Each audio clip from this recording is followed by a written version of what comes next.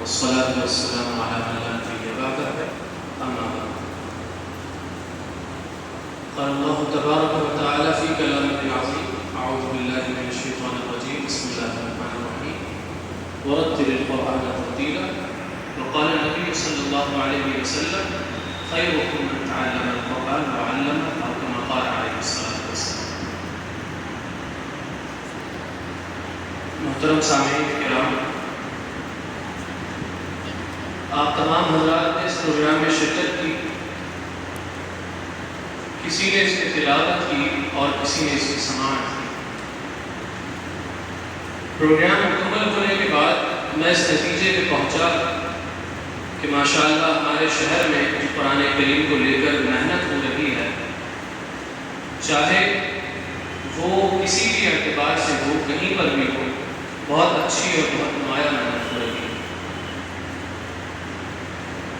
سب سے پہلے مبارکباد کے مستحق ہیں ہمارے محترم قاری ذیشان خان صاحب اور ان کی پوری ٹیم کہ انہوں نے اس مبارک محفل کو سجایا.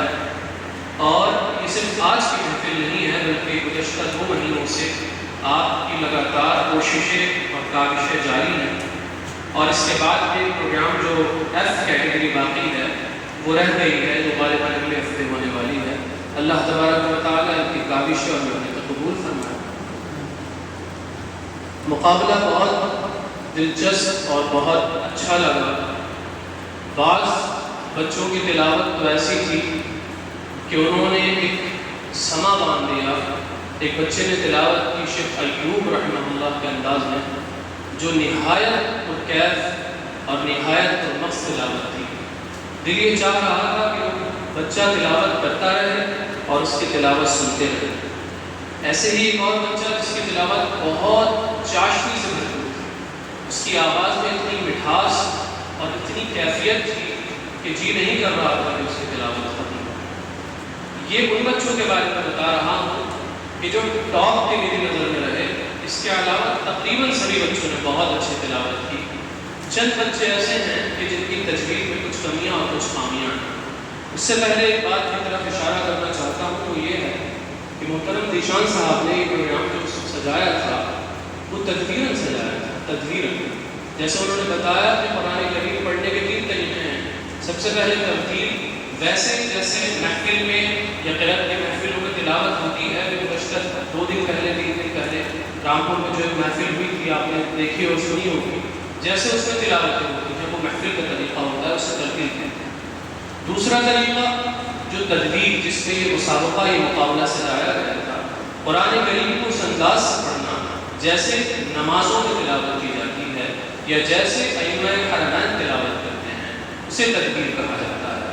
اور حدر وہ طریقہ کہ جس کے اندر قرآن کریم تیز رفتار سے پڑھا جاتا ہے، مگر یہ خیال رکھا جاتا ہے کہ تجوید کا مکمل طور سے خیال رکھا جائے. جیسے کہ رمضان المبارک میں آپ نے سنا ہوگا شیخ یاسر الدوسری یا اور دیگر ائمہ حرمین تلاوت کیا کرتے ہیں.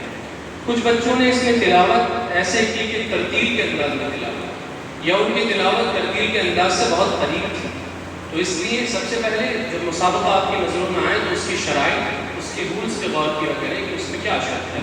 تدبیر کا اگر مسابقہ ہے تو اس بات کا خیال رکھنا جائے کہ ہم تدبیر سے ہی تلاوت کریں گے. ورنہ ہوتا یہ ہے کہ آپ کی تلاوت بہت پیاری اور بہت اچھی تھی، مگر آپ کی اس تدبیر سے نہ پڑھنے کی وجہ سے آپ کے کچھ نمبر کٹ کر لیے گئے اور اس میں مینشن بھی کر دیا گیا.